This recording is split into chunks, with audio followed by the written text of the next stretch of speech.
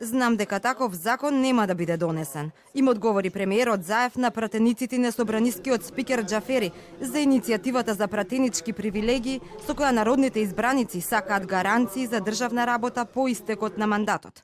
Тој им порача дека и тие се граѓани кои само ја имале честа да ги застапуваат оние кои им го обезбедиле мандатот. Токму спикерот Џафери пак вчера дополнително ги подгреа страстите со пораката зад камери, дека не може некој да биде пратеник 4 години, а потоа да брка по контейнери.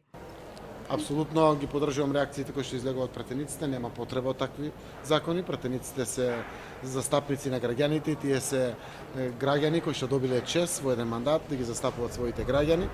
Апсолутно ги поддржувам нивните реакции за целосно одбивање на вакви коментари и предлог некои идеи или решенија околу ваквиот закон и знам дека таквиот закон нема да се донесе. Џафери не негираше дека таква иницијатива постои, но нема да коментира додека не го види предлог законот. А привилегиите за пратениците деновиве ја шокираа јавноста и ги зовреа социјалните мрежи. Дополнително лавини реакции предизвика и изјавата на спикерот Џафери. Да се обезбеди по еден контейнер за секој пратеник. Вдоми пратеник. Ти завршува пратеничкиот мандат во Златна книга 2 фирми за контейнери. Крсто Муковски после мандатот автоматски треба директор за јавни набавки да биде. Даде, ама затоа е нормално некој што работел 40 години за една неплатена сметка да го искинат извршители и да брка по контейнери за да се прехрани. Се дел од саркастичните реакции на граѓаните на социјалните мрежи. Се дигна и експертската јавност. Професорката Мирјана Најчевска на Фејсбук напиша: Ако може некој кој бркал по контейнери да стане пратеник, не гледам зошто пратеникот не може да се врати на старата активност, да брка по контейнери.